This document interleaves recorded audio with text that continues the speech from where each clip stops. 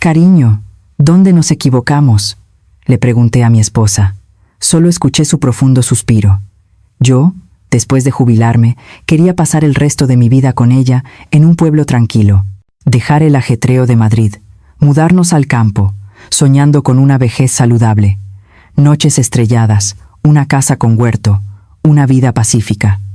Pero todo se desmoronó en solo un año. Nunca imaginé que una serie de malas decisiones cambiarían nuestras vidas por completo. Hoy quiero compartirles mis momentos de mayor arrepentimiento vividos a lo largo de este último año. Me duele el corazón solo al sacar esta historia, pero me armo de valor con la esperanza sincera de que ninguno de ustedes cometa los mismos errores que yo. Antes de empezar, por favor, suscríbanse y denle a me gusta. Su pequeño interés y apoyo son una gran ayuda para la gestión del canal. Trabajé 30 años como funcionario de la administración pública.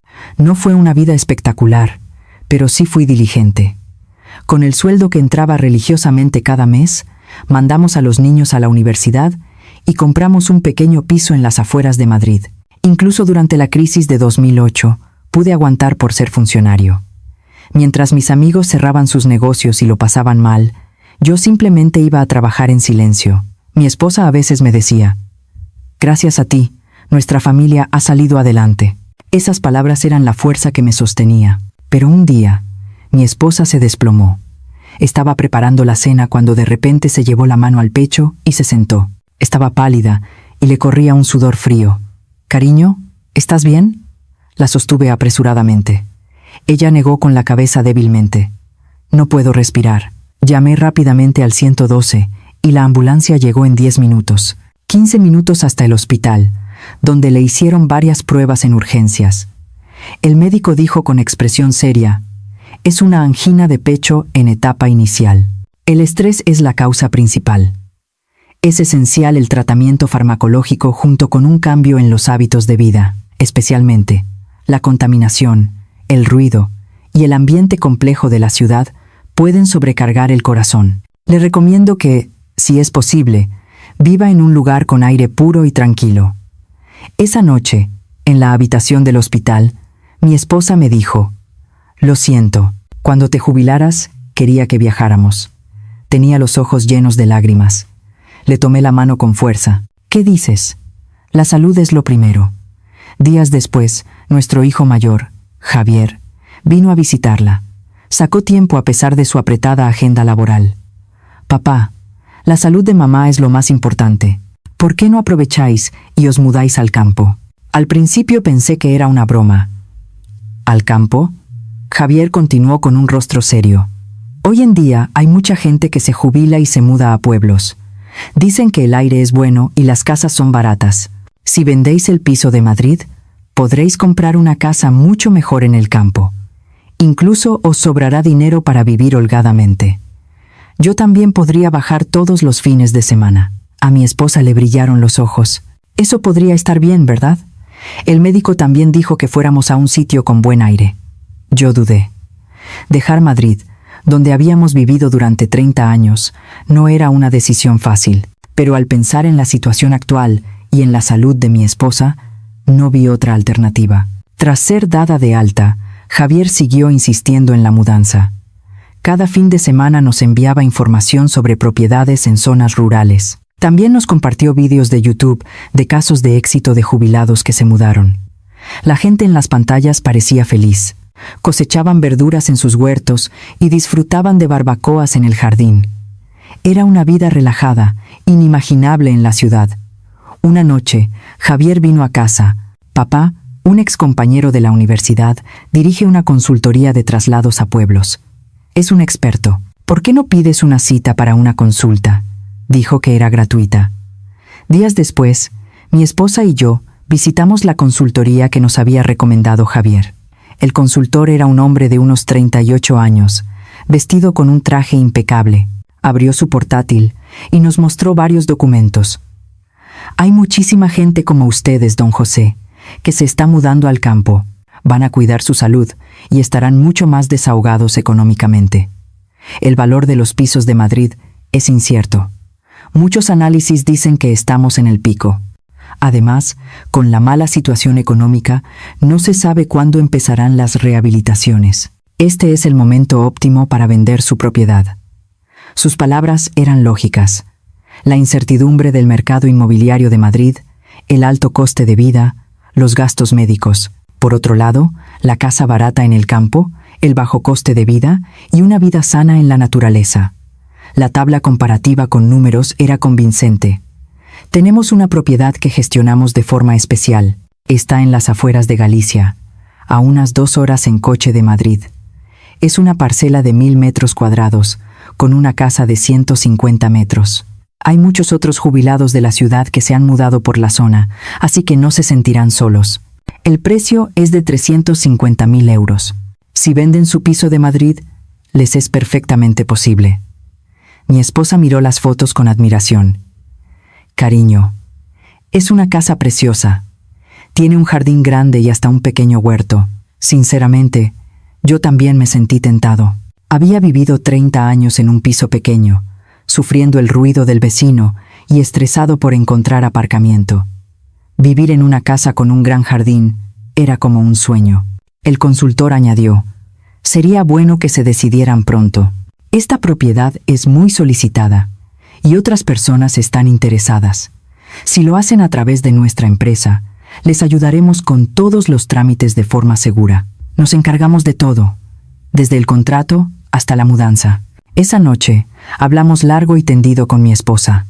Tu salud es lo primero, cariño. El médico también te dijo que cambiaras de ambiente. Ella asintió. Sí, los niños están de acuerdo y el experto dice que es bueno, así que vamos a intentarlo. Ya nos toca vivir tranquilos. Al día siguiente, llamé a Javier. Hemos decidido mudarnos. Empieza con el papeleo con la consultoría. La voz de Javier se iluminó. Qué bien, papá. No se arrepentirán, se lo aseguro. En ese momento, no sabía qué gran mentira era esa frase. Pusimos a la venta el piso de Madrid en primavera. Como era una zona de rehabilitación futura, el precio había subido hasta los 550.000 euros. Era la casa que habíamos comprado por 150.000 euros hacía 30 años. Eran todos nuestros ahorros de toda una vida como asalariado.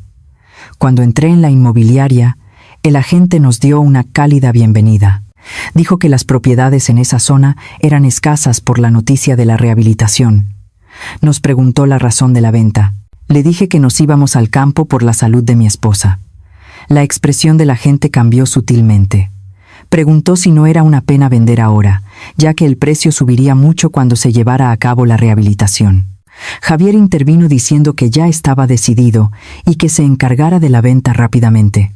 La venta se concretó en una semana. Los compradores eran una pareja de unos 30 años. Parecía que estaban invirtiendo con vistas a la rehabilitación. En la cuenta bancaria ingresó la gran suma de 550.000 euros. Era la primera vez que veíamos esa cantidad. Mi esposa miró la cuenta con admiración. Sentimos que con ese dinero podríamos vivir cómodamente en el campo. Yo también me sentí orgulloso. Era el fruto de toda nuestra vida de pareja. Recibimos una llamada de la consultoría. Nos dijeron que la preparación del contrato de la propiedad estaba lista y que fuéramos a ver la casa el sábado de esa semana. Parecía que todo iba según lo planeado. El sábado por la mañana, Javier condujo. El consultor también vino con nosotros. Dejamos la autopista y entramos en una carretera rural. El paisaje fuera de la ventana comenzó a cambiar. En lugar de altos edificios, se veían tejados bajos. En vez de carreteras congestionadas, había campos y prados tranquilos. El aire era definitivamente diferente. Mi esposa abrió la ventanilla y respiró profundamente. Era un aire completamente distinto al de Madrid. Tras 2 horas de viaje, llegamos a un pequeño pueblo. Las casas estaban dispersas. El consultor se bajó del coche y señaló la casa que teníamos delante. Al abrir la verja y entrar, se extendía un amplio jardín. Parecía realmente tener 1000 metros cuadrados. La casa de una sola planta estaba impecable. En un rincón del jardín había un huerto, y en la parte de atrás un pequeño arbolado. Manzanos e higueras estaban alineados. A mi esposa le brillaron los ojos. Se veía mucho mejor que en las fotos. Entramos en la casa. El salón era amplio y había 3 habitaciones. La cocina también estaba limpia. Las vistas desde las ventanas eran impresionantes. Se veía la montaña con árboles verdes. El consultor dijo con seguridad que era muy difícil encontrar una casa como esa a ese precio. Dijo que había varias personas de la ciudad que se habían mudado por la zona, así que no nos sentiríamos solos. Señaló la casa de enfrente y dijo que allí vivía una pareja de profesores de Madrid, que se había mudado el año pasado y estaban encantados. Javier también apoyó la idea, diciendo que no se podía comparar con el piso de Madrid y que si vivíamos allí tranquilamente, la salud de mi madre mejoraría rápidamente. Prometió que vendría a menudo con los niños los fines de semana. Mientras visitaba la casa, reflexioné. Era una buena casa, sin duda, pero una esquina de mi mente sentía inquietud. Pregunté qué tan lejos estaba el hospital. El consultor sonrió y respondió que había un centro de salud en el pueblo de al lado, a 30 minutos en coche. Dijo que allí había un médico y un supermercado. El hospital grande estaba en la ciudad, a 1 hora, pero que hoy en día todo el mundo tiene coche, así que no había problema. Mi esposa me tomó del brazo, me dijo que quería vivir allí, que le gustaba mucho. Finalmente, asentí con la cabeza. Dije que haríamos el contrato. El consultor sacó los documentos. El depósito era de 35,000 euros, y el resto se pagaría un mes después. Dijo que la comisión de la empresa era del 5%. Me sorprendió. Pregunté si normalmente no era del 3%. La expresión del consultor se puso tensa por un momento. Dijo que no era una simple intermediación, sino que gestionaban todo el proceso de la mudanza al campo. Incluía la conexión con la empresa de mudanzas, la presentación a los vecinos del pueblo y la gestión de diversos trámites administrativos. Afirmó que, de hecho, era una tarifa económica. Javier intervino. Dijo que podíamos confiar en la empresa de su excompañero y que siguiéramos adelante. Dijo que si lo hacíamos solos, sería más complicado y podría costar más. Dudé, pero firmé. El 5% de 350.000 euros eran 17.500 euros. Era una cantidad considerable, pero decidí confiar en el experto. En el camino de vuelta, mi esposa estaba emocionada. Dijo que realmente íbamos a empezar una nueva vida, que sembraría lechugas en el huerto y cultivaría tomates. Dijo que recogería fruta para los nietos cuando vinieran. Parecía feliz solo con imaginarlo. Yo sonreí y le dije que solo quería que su salud mejorara.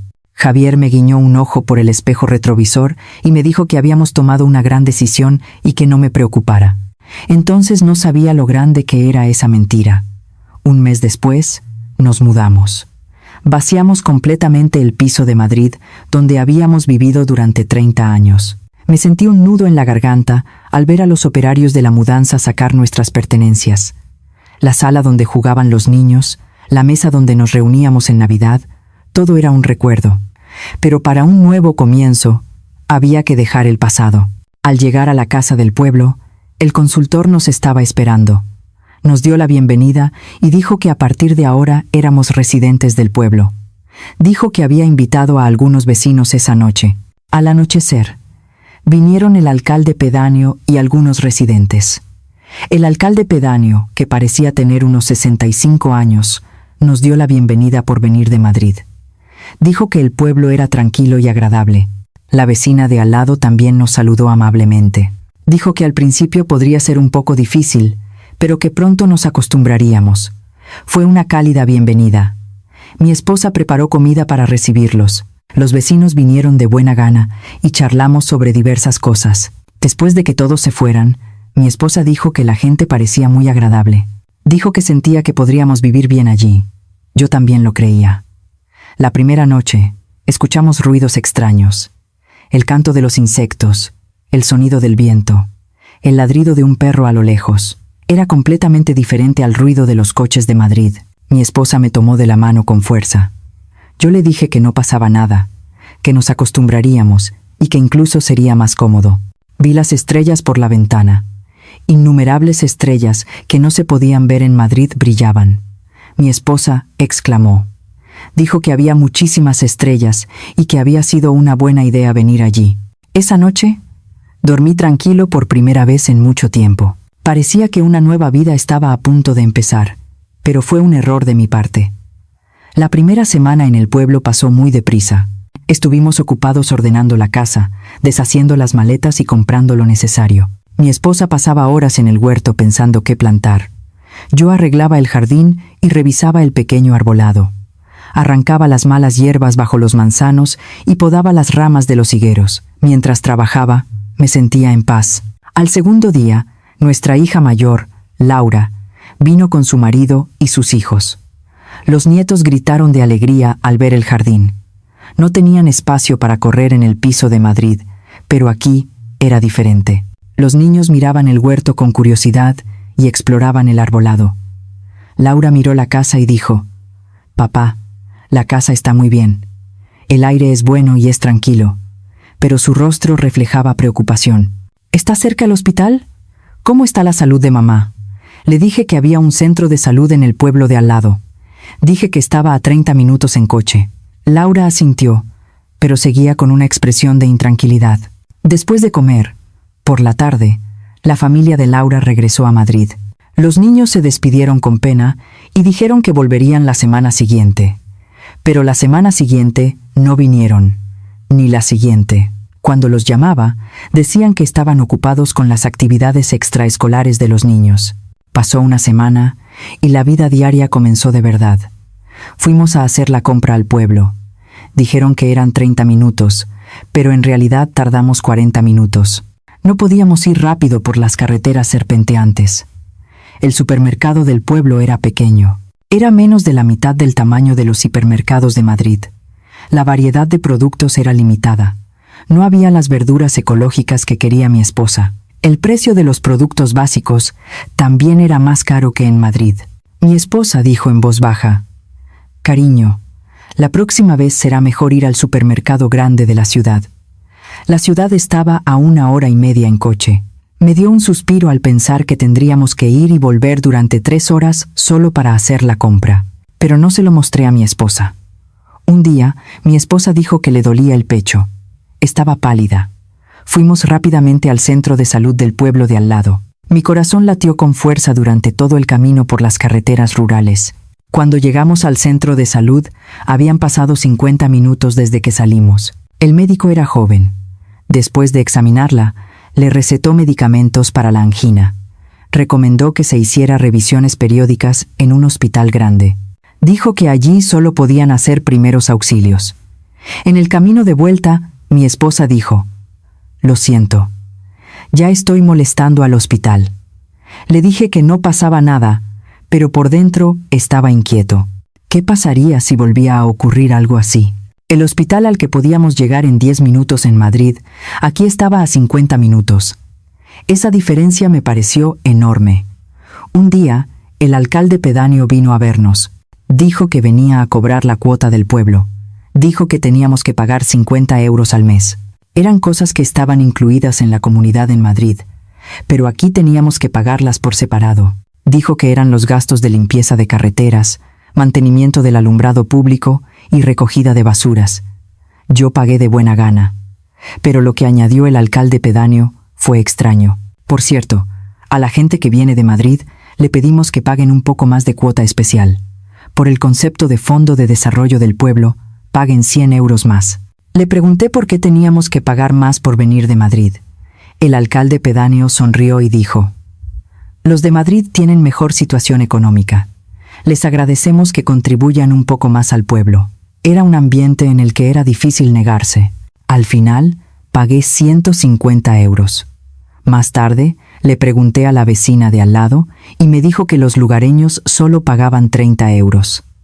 Algo me escamó, pero como éramos forasteros, no podíamos discutir. Pasó un mes y la estación comenzó a cambiar. Las mañanas y las noches se volvieron frías. Era hora de encender la calefacción. Encendí la caldera y el gasóleo comenzó a bajar rápidamente. Me sorprendió el precio del gasóleo. La factura de calefacción de un mes superaba los 300 euros. En el piso de Madrid, incluso en invierno, eran unos 100 euros. Era más del doble. Mi esposa dijo con preocupación: «Cariño, si seguimos así, solo con la calefacción vamos a tener problemas». Decidí reducir la calefacción. Decidimos calentar solo una habitación y apagar el resto. Nos pusimos ropa gruesa y 2 edredones, pero cada vez que iba al baño en medio de la noche, el frío me calaba hasta los huesos.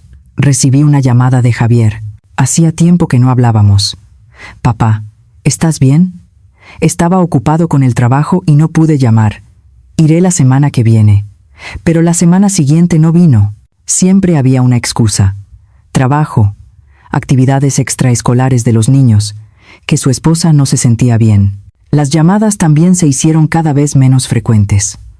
Un día, mi esposa me dijo con cautela: «Cariño, ¿crees que Javier se arrepiente de habernos animado a venir al pueblo? Al principio decía que vendría a menudo, pero ahora ni siquiera llama». Le dije que no era así, pero por dentro yo tampoco estaba tranquilo. Entonces, un día, recibí una llamada de la consultoría. Dijeron que me cobraban una tarifa por servicios adicionales. Pregunté qué costes adicionales eran esos. Sumaron la tarifa de gestión de las relaciones con los vecinos, la tarifa de gestión de trámites administrativos y la tarifa de seguimiento posterior, ascendiendo a 5.000 euros. Protesté diciendo que no se había mencionado eso en el contrato inicial. El consultor dijo fríamente: «Está todo especificado en las cláusulas detalladas del contrato. Es su responsabilidad no haberlo comprobado». Saqué el contrato y lo revisé. Efectivamente, entre las cláusulas escritas en letra pequeña había contenido sobre eso. En ese momento no lo había leído detenidamente.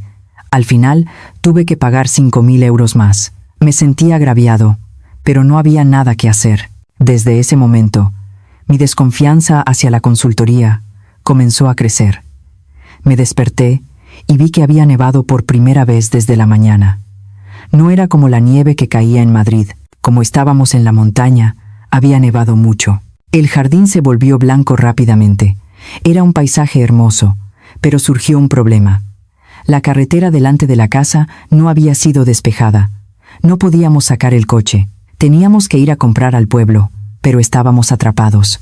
Llamé al alcalde pedáneo y me dijo que esperara unos días. Dijo que la maquinaria de despeje de nieve del pueblo se había estropeado. La carretera no se despejó hasta 3 días después. Durante ese tiempo, tuvimos que quedarnos encerrados en casa. Se nos acabó la comida y la medicación de mi esposa. Con la llegada del invierno, el ambiente del pueblo también cambió. Los vecinos que nos habían dado una cálida bienvenida al principio comenzaron a distanciarse. Cuando les saludábamos, nos respondían con frialdad. Le pregunté a la vecina de al lado y me lo dijo honestamente. Dijo que la mayoría de la gente de Madrid que venía no aguantaba ni un año y se iba. Por eso, los vecinos del pueblo no establecían relaciones profundas con ellos. Dijo que, al fin y al cabo, eran personas que se irían pronto y que encariñarse era una pérdida. Me dio un escalofrío al escuchar esas palabras. Éramos forasteros que no éramos bienvenidos allí. Entonces, un día, en el supermercado, me encontré con la pareja de profesores de Madrid. Eran la pareja de la que había hablado el consultor, que supuestamente vivía feliz desde el año pasado. Nos encontramos por casualidad en el supermercado del pueblo. Nos saludamos y charlamos, pero lo que dijeron fue extraño. Volveremos a Madrid el mes que viene. La vida aquí es más dura de lo que pensábamos. Fue un shock. El consultor había dicho claramente que vivían muy contentos. La pareja de profesores nos lo dijo sinceramente. Al principio también nos gustó, pero en invierno es muy duro. El hospital está lejos, la calefacción es cara y sobre todo nos sentimos solos. Los vecinos del pueblo tampoco nos han aceptado. Habían pasado por la misma experiencia que nosotros. De vuelta a casa, mi mente estaba confusa. ¿También nos iríamos nosotros en un año? Mi esposa preguntó en voz baja: «Cariño, ¿nos habremos equivocado al elegir?» No pude responder. Esa noche no pude dormir. Teníamos que ir a Madrid. Era por la revisión médica periódica de mi esposa. Necesitaba hacerse un chequeo cada 3 meses en el hospital universitario para controlar su angina. Salimos a las 5 de la mañana. Teníamos que salir temprano para evitar el tráfico de la autopista. Condujimos durante 2 horas y media y llegamos al hospital. Mientras esperábamos los resultados de las pruebas, caminamos por los alrededores del hospital. Las calles de Madrid me resultaban extrañas. La ciudad, que vi después de 6 meses, seguía siendo complicada y ruidosa, pero curiosamente la echaba de menos. El hecho de tener una tienda de conveniencia justo enfrente, la estación de metro cerca y el hospital a poca distancia. No me di cuenta de la gran bendición que era eso hasta ahora. Llegaron los resultados de la prueba. El médico dijo con una expresión seria: «Su estado está empeorando. Debe reducir el estrés. Voy a cambiarle a un medicamento más fuerte. También tendrá que venir a revisión cada 2 meses». El rostro de mi esposa palideció. Le pregunté al médico: «Ahora vivimos en un pueblo y el hospital está lejos. Ese es el problema». El médico negó con la cabeza. «La angina de pecho puede empeorar en cualquier momento. El tiempo de respuesta es crucial en una situación de emergencia. Es mejor que viva en un lugar donde pueda llegar al hospital en menos de 30 minutos». Esas palabras se clavaron en mi corazón. Desde nuestra casa hasta el hospital grande había 2 horas. Significaba que no podríamos salvar a mi esposa en caso de una emergencia. Salimos del hospital y subimos al coche. Mi esposa dijo en voz baja: «Cariño, ¿será mejor que volvamos a Madrid?». Yo también lo había pensado, pero no era fácil. Ya habíamos vendido el piso de Madrid. Recibimos 550.000 euros, pero gastamos 350.000 euros en la casa del pueblo y 35.000 euros en los costes de consultoría. Gastamos otros 50.000 euros en mudanza y reparaciones de la casa. Gastamos 100.000 euros en 6 meses de vida. Nos quedaban unos 15.000 euros. Con ese dinero no podíamos comprar otra casa en Madrid. Además, el precio de los pisos de Madrid seguía subiendo. El piso que habíamos vendido ahora valía más de 700.000 euros. Me dijeron que el precio se había disparado por la noticia de la rehabilitación. Mi corazón se destrozó. De camino a casa, pasamos por nuestro antiguo barrio, el lugar donde habíamos vivido durante 30 años. Al entrar en el complejo de apartamentos, los preparativos para la obra estaban en pleno apogeo. Había una oficina de la Asociación de Propietarios para la Rehabilitación y pancartas colgadas. Por casualidad, me encontré con el señor García, que vivía al lado. Nos saludamos cordialmente. El señor García me dijo: «Don José, ¿qué tal la vida en el campo? La rehabilitación está avanzando más rápido de lo esperado. Empezarán la obra en 2 años. La indemnización también será mucho mayor de lo que se esperaba inicialmente. Creo que cada piso recibirá unos 200.000 euros más». Me quedé aturdido. Significaba que si hubiéramos esperado un poco más, podríamos haber recibido 900.000 euros. Pero vendimos por 550.000 euros. Habíamos perdido 350.000 euros. El señor García, sin saberlo, continuó hablando: «Los precios de los pisos en este barrio están por las nubes últimamente.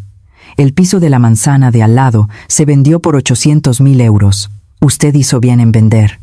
Lo mejor es vivir sano en el campo». Me reí forzadamente y respondí. Volví al coche y no pude decírselo a mi esposa. Era obvio el impacto que tendría si se enteraba de que habíamos perdido 350.000 euros. Llegamos a casa a las 7 de la tarde. El viaje de ida y vuelta nos había llevado 14 horas. Estaba agotado. Mi esposa también estaba exhausta y se acostó de inmediato. Me sentí abrumado al pensar que tendríamos que ir a Madrid cada 2 meses. Una semana después, Javier vino a casa. Vino sin avisar. Tenía una expresión tensa en su rostro. Se sentó en el salón y no pudo hablar durante un rato. Luego, abrió la boca lentamente. «Papá, tengo algo que decirte. En realidad, he estado preparando un negocio con mis amigos desde el año pasado. Es una startup de TI relacionada con IA. Dicen que es el momento perfecto para empezar». Me sorprendió. ¿Un negocio de repente? Javier sacó su portátil de la mochila. En la pantalla se veía un plan de negocios plausible, lleno de gráficos y números. «Hay inversores interesados, pero necesitamos capital inicial. Si inviertes 100.000 euros, puedo generar al menos el triple en un año. Un amigo mío empezó con algo similar el año pasado y ya ha ganado 500.000 euros. Mi esposa salió de la cocina. «¿De qué estáis hablando?», le respondí. «Javier va a empezar un negocio». La expresión de mi esposa se endureció. «¿Qué negocio es ese de repente? ¿No estabas trabajando en la empresa?». Javier explicó. Sigo trabajando en la empresa. Esto lo hago como actividad secundaria. Hoy en día todo el mundo lo hace. El sueldo no es suficiente para vivir. Es una forma de inversión financiera. Mi esposa negó con la cabeza. 100.000 euros es demasiado dinero. También necesitamos ahorros para nuestra vejez. Javier dijo con una mirada desesperada.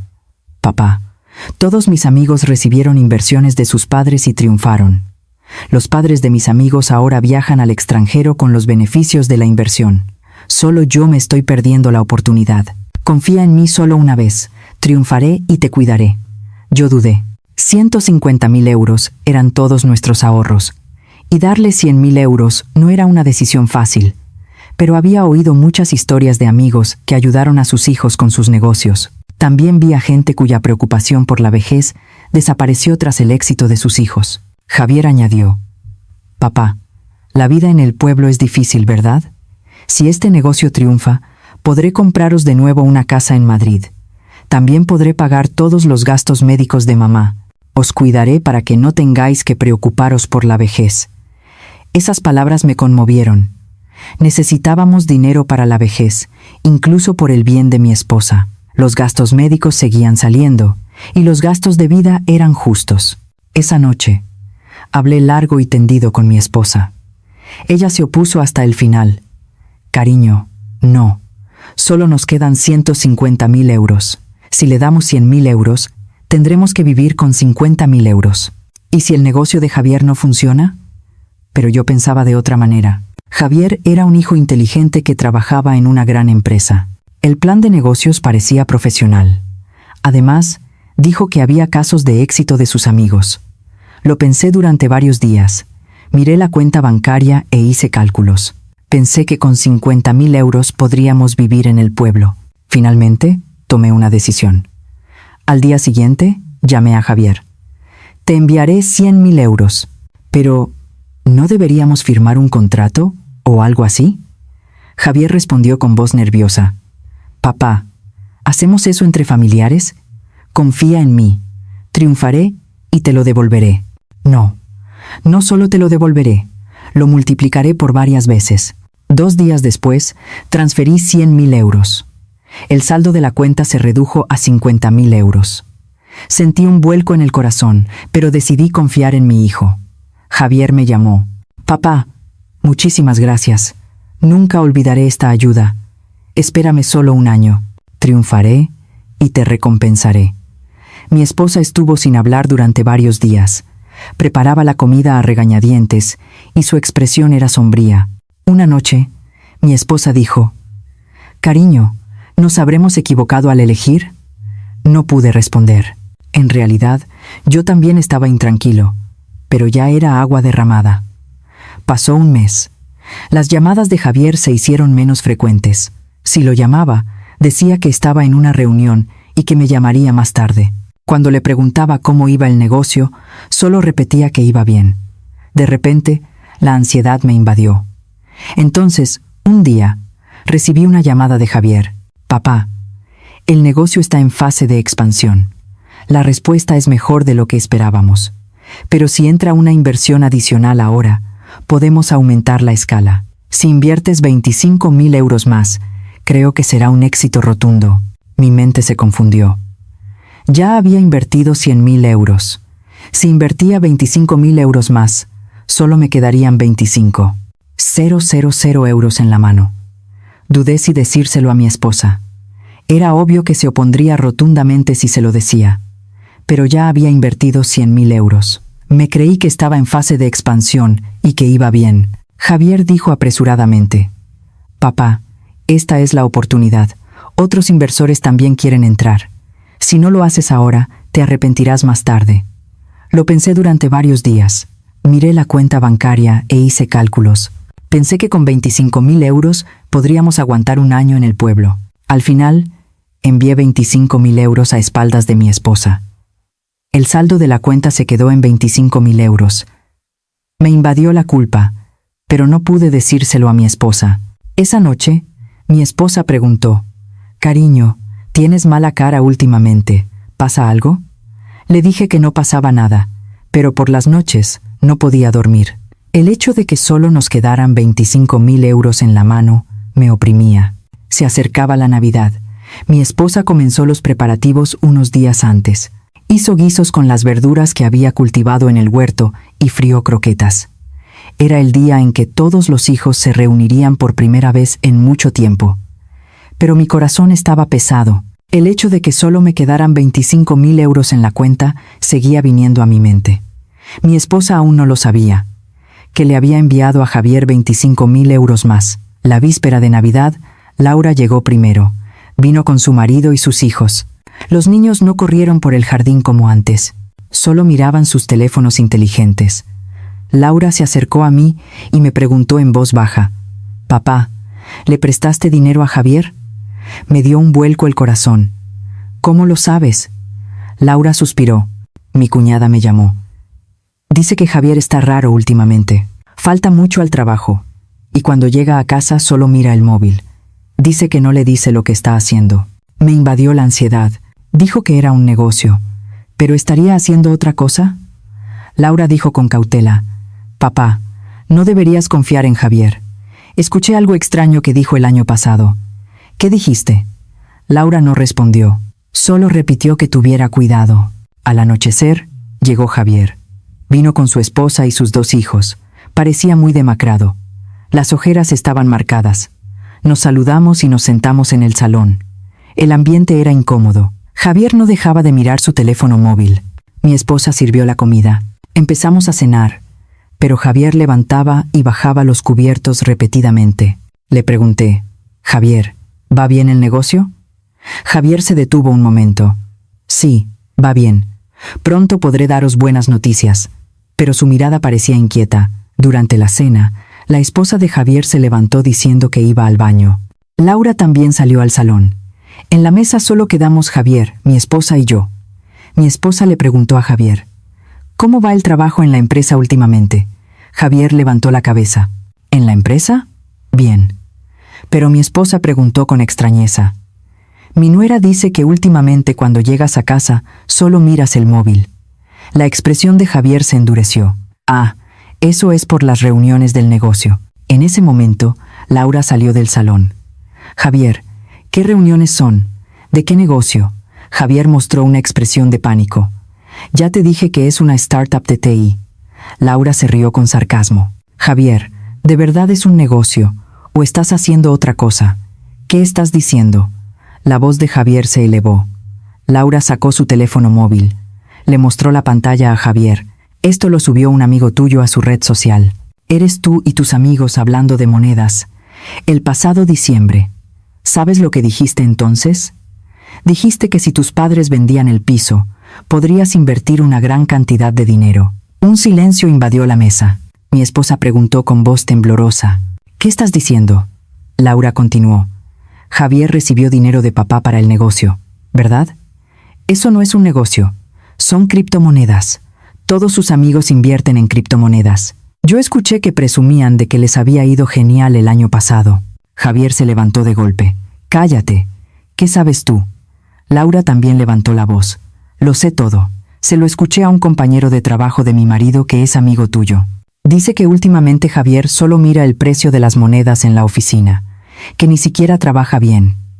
Dice que podrían despedirle pronto». Fue un shock. El rostro de mi esposa se puso blanco. Sus manos comenzaron a temblar. Le pregunté: «Javier, ¿es eso cierto?». Javier estuvo en silencio durante mucho tiempo. Luego, se sentó desplomado. «Lo siento. Al principio, realmente quería empezar un negocio, pero un amigo me dijo que había ganado 500.000 euros con criptomonedas. Yo también lo probé, y al principio el dinero se multiplicaba. Pensé que si invertía más, sería un éxito rotundo». Mi esposa se llevó la mano al pecho. «Entonces, ¿nuestro dinero?». Estaba pálida y jadeaba. Rápidamente la sostuve. «Cariño, ¿estás bien?». Mi esposa cerró los ojos en lugar de responder. Grité: «Llama al 112». Laura llamó apresuradamente, pero la respuesta del operador fue fría. Como es una zona de montaña, la llegada tardará entre 40 y 50 minutos. Javier se acercó. «Mamá, la llevaré yo en el coche». El marido de Laura también se puso en marcha. Metimos a mi esposa rápidamente en el coche. Javier tomó el volante. Apretó el acelerador, pero las carreteras rurales eran sinuosas. No podíamos ir rápido. Yo sostenía a mi esposa en el asiento trasero. «Cariño, aguanta un poco. Pronto llegaremos al hospital». Mi esposa derramó lágrimas débilmente. Tras 30 minutos, llegamos al centro de salud del pueblo de al lado. Corrimos a urgencias. El médico la examinó rápidamente. Le hicieron un electrocardiograma y le pusieron una mascarilla de oxígeno. Es un ataque de angina de pecho, sí. Afortunadamente, no ha evolucionado a infarto de miocardio, pero tienen que trasladarla a un hospital grande. Llamamos a una ambulancia. De nuevo, 1 hora y media hasta el hospital universitario de la ciudad. Le hicieron un examen exhaustivo en urgencias. No pudimos ver al médico hasta medianoche. El médico dijo con expresión seria: «El estado de la paciente ha empeorado mucho. Es un ataque causado por un estrés extremo. Si vuelve a ocurrir y no se atiende en el tiempo de respuesta vital, su vida podría estar en peligro. Sinceramente, no puedo garantizar el mañana si siguen viviendo donde están». Me senté en una silla del pasillo. Javier y Laura estaban a mi lado. Javier tenía la cabeza gacha. Mi esposa fue trasladada a una habitación de hospitalización a las 3 de la madrugada. Entré en la habitación y le tomé la mano. Mi esposa abrió los ojos. Preguntó en voz baja: «Cariño, ¿cuánto dinero nos queda?». No pude responder. Que solo nos quedaban 25.000 euros. Mi esposa lloró.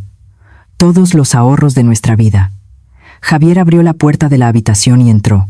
Se acercó con cautela y se paró frente a mi esposa. Las lágrimas rodaban por los ojos de Javier. «Mamá, perdóname.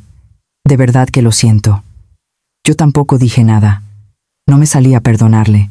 Javier se fue y Laura entró.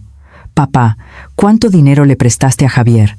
Dudé un momento y respondí: 125.000 euros. Laura contuvo el aliento. «Entonces, el dinero que os queda son 25.000 euros». El rostro de Laura palideció. Días después, mi esposa recibió el alta. El médico enfatizó una vez más: siempre deben estar a menos de 30 minutos de un hospital grande. La próxima vez será realmente peligroso. Volvimos a la casa del pueblo. La casa ya no se sentía pacífica como antes. Más bien, se sentía como una prisión. Mi esposa no comió bien durante varios días. Se quedaba mirando por la ventana sin decir nada. Una noche, mi esposa dijo: «Cariño, ¿qué vamos a hacer ahora? No tenemos dinero, y para mudarnos cerca de un hospital, tendremos que vender la casa». Yo tampoco pude encontrar una respuesta. Al día siguiente, llamé a la inmobiliaria. Dije que pondría la casa a la venta. El agente vino a ver la casa. Después de visitarla, negó con la cabeza. Si soy sincero, el mercado de casas rurales está completamente paralizado últimamente. El rumor del fracaso de la gente que viene de la ciudad se ha extendido, y casi no hay compradores. Para venderla, tendrá que bajar el precio más del 30% del valor de mercado. Si la compraron por 350.000 euros, tendrán que ponerla a 250.000 euros para que la gente se interese. Me quedé aturdido. Estábamos perdiendo 100.000 euros. Además, no había posibilidades de recuperar los 125.000 euros que le habíamos dado a Javier. Pasó un mes. Ni una sola persona vino a ver la casa. El agente llamó. Tendrán que bajar el precio aún más. Pónganla a 225.000 euros. Mi esposa rompió a llorar. 225.000 euros si la compramos por 350.000 euros. Estamos perdiendo 125.000 euros. Pero no teníamos otra opción. La salud de mi esposa era lo primero. Bajamos el precio. Aún así, no hubo llamadas durante un mes. Una noche, mi esposa se desplomó de nuevo. Esta vez fue más grave. Llamé al 112, pero me dijeron que la salida se retrasaría por la tormenta de nieve. Conduje yo mismo. Las carreteras rurales estaban cubiertas de nieve. Resbalaba y no podía acelerar. Tardamos 1 hora y media en llegar al hospital. Mi esposa jadeaba a mi lado. «Cariño, por favor, aguanta, por favor». Cuando llegamos al hospital, el médico me llamó. «El corazón de su esposa está muy débil. Considere esto como la última advertencia. No puede seguir viviendo donde está. El médico me llamó aparte y dijo: el corazón de su esposa está muy débil. Considere esto como la última advertencia. No puede seguir viviendo allí. Esa noche, tomé una decisión. Teníamos que vender la casa. Era una cuestión de vida o muerte para mi esposa. A medida que el invierno se hacía más profundo, nuestra situación empeoraba. La casa seguía sin venderse. La habíamos bajado a 225.000 euros, pero ni siquiera había llamadas. El agente volvió a llamar. Señor, sinceramente, hay demasiadas casas rurales en venta en esta zona. Mucha gente de Madrid las compró, y como usted, no aguantan y las venden. ¿Por qué no la bajan a 200.000 euros? Mi esposa estaba escuchando a mi lado. Negó con la cabeza. 200.000 euros si la compramos por 350.000 euros. Estamos perdiendo 150.000 euros, pero yo sabía que no había otra opción. De acuerdo, la pondré a 200.000 euros. Colgué y miré a mi esposa. Las lágrimas le caían por las mejillas. Cariño, estamos perdiendo todos los ahorros de nuestra vida. Recibimos 550.000 euros. ¿Y qué nos queda ahora en las manos? Hice los cálculos. Si vendíamos la casa por 200.000 euros, nos quedarían 225.000 euros. Pero para ir a Madrid, necesitábamos una fianza de alquiler. El piso que Laura había buscado requería una fianza de 125.000 euros. Entonces, solo nos quedarían 100.000 euros en la mano. Además, el piso de Madrid ahora valía más de 800.000 euros. Si se consideraba el precio de las parcelas tras la rehabilitación, podríamos haber recibido cerca de 1.250.000 euros si nos hubiéramos quedado. Solo pensarlo me dolía mucho el corazón. Un mes después, por fin vino alguien a ver la casa. Una pareja de unos 50 años. Después de ver la casa, negaron con la cabeza. Parece más vieja de lo que esperábamos. Además, el gasto de calefacción en invierno es tremendo, ¿verdad? Podríamos comprarla por 175.000 euros. Dudé de lo que oía. ¿175.000 euros? El agente me miró con nerviosismo. Señor, ese es el precio de mercado actual. A ese precio, al menos la venderemos rápido. Mi esposa me tomó del brazo. Cariño, no, es demasiada pérdida. Pero yo sabía que esta podría ser la última oportunidad. Si pasaba el invierno y llegaba la primavera, se vendería aún peor. De acuerdo. La venderé por 175.000 euros.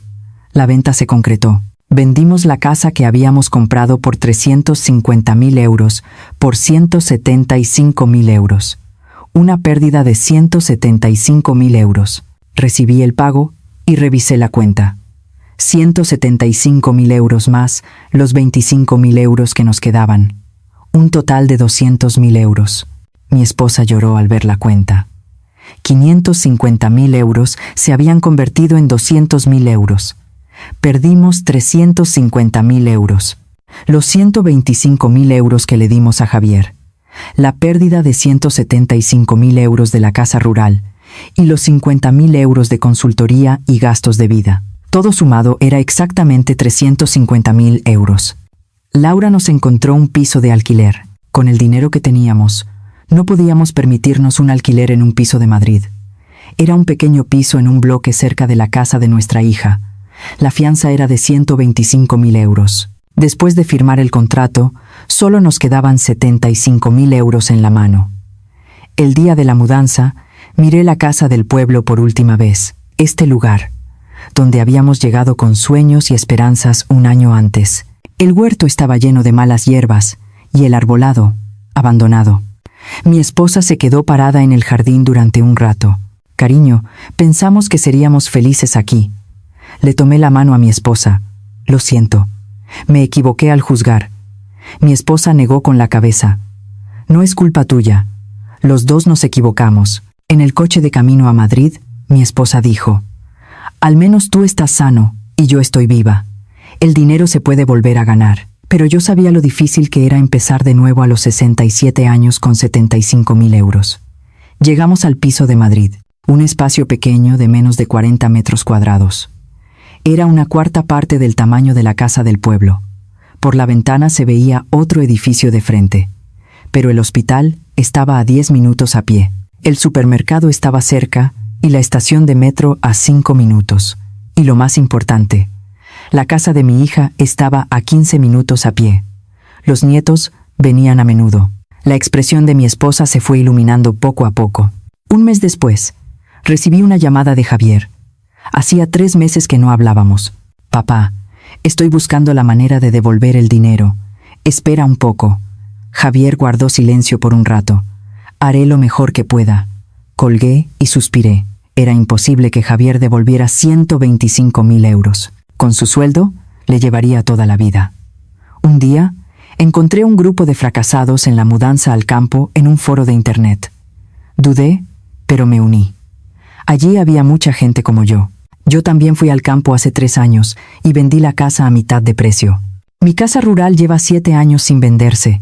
La dejé vacía. Sigo pagando la comunidad. Nosotros también vendimos justo antes de la rehabilitación y perdimos 400.000 euros.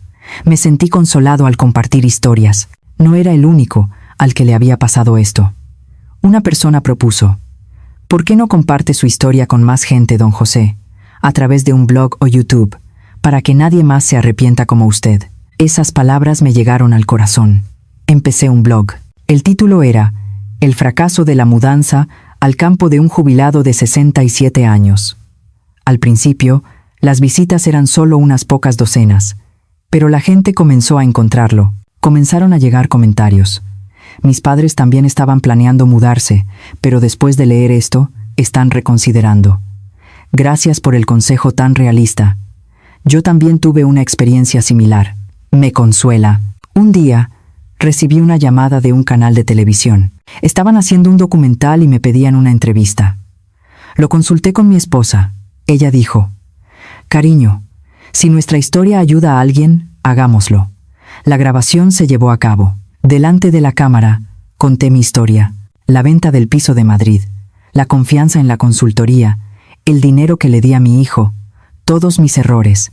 La emisión tuvo una gran repercusión. Personas que habían tenido experiencias similares se pusieron en contacto conmigo. También hubo gente que me pidió consejo. Un día, vino a verme una pareja mayor, un matrimonio de unos 70 años.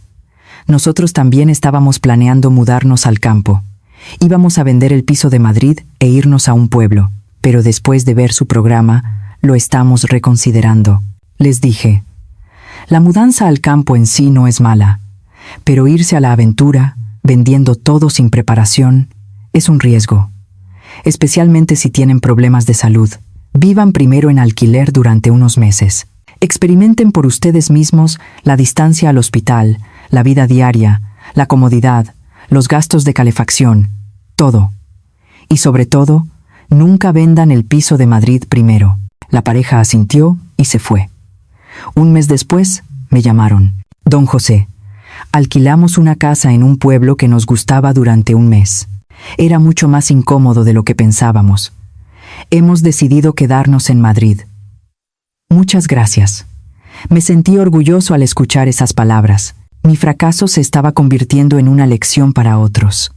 La salud de mi esposa mejoró mucho. Como el hospital estaba cerca, se hacía sus revisiones periódicas sin falta. El médico me dijo: ha mejorado mucho. Parece que hemos superado la crisis. Me sentí aliviado al escuchar esas palabras. Perdí el dinero, pero pude proteger a mi esposa. Javier me llamaba de vez en cuando. Me enviaba una pequeña cantidad de dinero, 20 euros al mes. Era una cantidad insuficiente para devolver 125.000 euros. Le llevaría más de 500 años, pero al menos podía ver su intención. Laura venía a menudo. Me traía comida preparada y a los nietos. Abuelo, abuela, me abrazaban los niños. En ese momento, sentía que todo estaba bien. Una noche, mi esposa y yo estábamos sentados junto a la ventana. El sol se ponía entre los edificios. Mi esposa dijo: cariño, perdimos mucho, pero al menos estamos juntos, ¿verdad? Le tomé la mano con fuerza a mi esposa. Sí, tienes razón. Lo más importante es que estemos sanos y juntos. Pero por dentro, el arrepentimiento me invadía. Si hubiera elegido de otra manera en ese momento, si no hubiera confiado en el consultor, si no le hubiera dado dinero a mi hijo, si no hubiera vendido el piso de Madrid. Pero ya era agua derramada. No se podía volver atrás. Pasaron 2 años. Ahora tengo 69 años. Mi esposa tiene 68. Seguimos viviendo en un piso cerca de la casa de Laura. Vivimos justos, solo con la pensión, pero la fianza de 125.000 euros estaba atrapada. El propietario nos pidió que subiéramos la fianza. Si no la subíamos a 150.000 euros, teníamos que irnos. Teníamos que pagar 25.000 euros más. Si restábamos 25.000 euros de los 50.000 euros que nos quedaban, solo nos quedaban 25.000 euros. Lo pensamos mucho con mi esposa. Finalmente, decidimos mudarnos. Buscamos un lugar más barato. Un estudio con una fianza de 75.000 euros. Estaba a 30 minutos de la casa de Laura. El hospital estaba a 20 minutos en autobús. Nos mudamos. Era un estudio de 30 metros cuadrados. Una sola habitación con una cocina incorporada.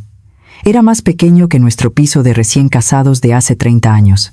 Mi esposa ordenaba las cosas y decía: «Cariño, parece que hemos vuelto a ser recién casados».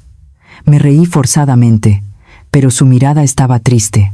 Después de pagar la fianza de 75.000 euros, solo nos quedaban 25.000 euros en la mano. Javier seguía enviando 20 euros al mes. En 2 años, había enviado 480 euros. 480 euros de 125.000 euros. Tardaría más de 200 años en devolverlo. Ya no esperaba que Javier lo devolviera. Aunque necesitaría tiempo para recuperar completamente la confianza, seguía siendo familia. Seguí manteniendo el blog para que nadie se arrepintiera como yo. Ahora tengo más de 20.000 suscriptores. Recibo consultas todos los días. Estoy planeando mudarme al campo. Por favor, deme un buen consejo. ¿Hay alguna forma de evitar que mis padres se vayan a un pueblo? Fracasé como usted. ¿Qué debo hacer? Respondía uno por uno. El hecho de que mi experiencia ayudara a alguien era mi único consuelo. Un día, vino a verme un joven. Parecía tener unos 28 años. Don José, mis padres están planeando mudarse al campo. Incluso han comprado un terreno en Asturias. Les digo que no, pero no me escuchan. Les muestro su blog, pero dicen que ellos son diferentes. Le pregunté, ¿qué edad tienen sus padres? ¿Acaban de cumplir 60? ¿Su padre tiene alguna enfermedad crónica? ¿Diabetes e hipertensión? Le dije, ¿puede hacer que sus padres me conozcan? Días después, conocí a los padres del joven, un matrimonio de unos 65 años. Les conté mi historia. La historia de cómo 550.000 euros se convirtieron en 75.000 euros. La historia de cómo mi esposa se desplomó. La historia de las 2 horas hasta el hospital. La historia de los gastos de calefacción en invierno. La historia de cómo la casa no se vendía. Les conté toda la verdad. Estuvieron en silencio durante un buen rato. Luego, el padre dijo, «Señor, nosotros tampoco tenemos buena salud. No habíamos pensado en el problema del hospital. Lo reconsideraremos». Un mes después, el joven me llamó. Mis padres cancelaron la mudanza al campo. En su lugar, decidieron mudarse cerca de un hospital. Gracias a usted. Muchísimas gracias. Me cayeron las lágrimas al escuchar esas palabras. Mi fracaso había salvado a una familia. Llegó la primavera. Por la ventana del estudio se veían los cerezos en flor. Salí con mi esposa. Caminamos por el parque cercano. Los pétalos de cerezo caían. Los nietos vinieron corriendo. Laura trajo a los niños. «Abuelo, abuela». Los niños me abrazaron. En ese momento, sentí que todo estaba bien. Perdimos el dinero, pero estábamos vivos. Mi esposa estaba sana. Mi hija venía a menudo y los nietos reían. Por la noche, volvimos al estudio. Un espacio pequeño de 30 metros cuadrados, pero era cálido. Mi esposa preparó la cena. Nos sentamos frente a la mesa. Mi esposa dijo, «Cariño, aún así, somos felices, ¿verdad?» Asentí con la cabeza. «Sí. Somos felices porque estamos juntos». Pero por la noche, el arrepentimiento me invadía. Me acosté en la cama y miré el techo. Si nos hubiéramos quedado en Madrid en ese momento, ahora tendríamos un patrimonio de más de 800.000 euros. Habríamos vivido cómodamente en un piso grande, dándoles dinero a los nietos y viajando. Pero la realidad era diferente. Un alquiler de estudio a los 67 años, 25.000 euros restantes. Una vejez que tendríamos que vivir solo con la pensión. Las lágrimas me cayeron por las mejillas. Lloré en silencio para que mi esposa no se enterara. A la mañana siguiente, subí mi última entrada al blog. El título era «A aquellos que sueñan con mudarse al campo». Mudarse al campo no es un sueño, es una apuesta a irse, vendiendo todo sin preparación, especialmente a medida que envejecemos. La salud es lo primero. Un hospital cercano es más importante que un paisaje bonito. No confíen ciegamente en las palabras de sus hijos. Ellos también tienen sus propios intereses. Tengan cuidado con las personas que se llaman a sí mismas expertos. La mayoría solo buscan su comisión. Y por encima de todo, si sueñan con mudarse al campo, no vendan el piso de Madrid primero. Vivan primero en alquiler y experimenten al menos un año. Experimenten por ustedes mismos la distancia al hospital, la comodidad de la vida, los gastos de calefacción, las relaciones con los vecinos, todo. Y por último, no presten grandes cantidades de dinero a sus hijos, ya sea para un negocio o una inversión, es asunto suyo. Deben proteger sus ahorros para la vejez. Yo convertí 550.000 euros en 75.000 euros. Le presté 125.000 euros a mi hijo y perdí 350.000 euros. Ahora vivo en un estudio de alquiler a los 67 años. Espero que quienes lean esto no repitan mis errores. La vejez es una época en la que se puede perder todo con una sola mala decisión. Sean prudentes, muy prudentes. Subí el artículo y revisé los comentarios. Cientos de comentarios. Gracias a su blog, convencí a mis padres. Gracias por el consejo tan realista. Casi cometo el mismo error. Me caen las lágrimas. Ánimo, don José. Leí los comentarios y pensé. Mi fracaso no fue en vano. El sol se ponía por la ventana. Mi esposa vino y se sentó a mi lado. Cariño, vamos a cenar. Puse la mesa. Kimchi, huevo frito. Una cena sencilla pero cálida. Comimos frente a frente con mi esposa. Con el tiempo, he aprendido algo. Que el fracaso en la vida no es el final. Y que lo más importante no es el dinero o la casa, sino la salud y la familia. Ahora entiendo la importancia de eso. Aunque ahora no tenemos una mansión lujosa ni una fortuna, vivimos dependiendo el uno del otro. La salud de mi esposa también está mejorando poco a poco. Finalmente, me gustaría dar un consejo sincero a aquellos que están considerando mudarse al campo. Vender una casa no es solo una mudanza. Es cambiar por completo la dirección de su vida. No se apresuren. Les recomiendo que vivan primero en alquiler y experimenten por ustedes mismos la atención médica, el transporte, la cultura y las relaciones con los vecinos de ese lugar. Y lo más importante, es crucial que evalúen honestamente su edad y su estado de salud. No dejen su vejez en manos de las palabras de sus hijos o de las recomendaciones de otros. Deben tomar decisiones sabias por sí mismos. Confirmen la sinceridad de su familia y busquen el consejo de expertos. Y no intenten cambiar todo de golpe, sino que hagan cambios graduales paso a paso. Espero que mi historia les sea de alguna ayuda.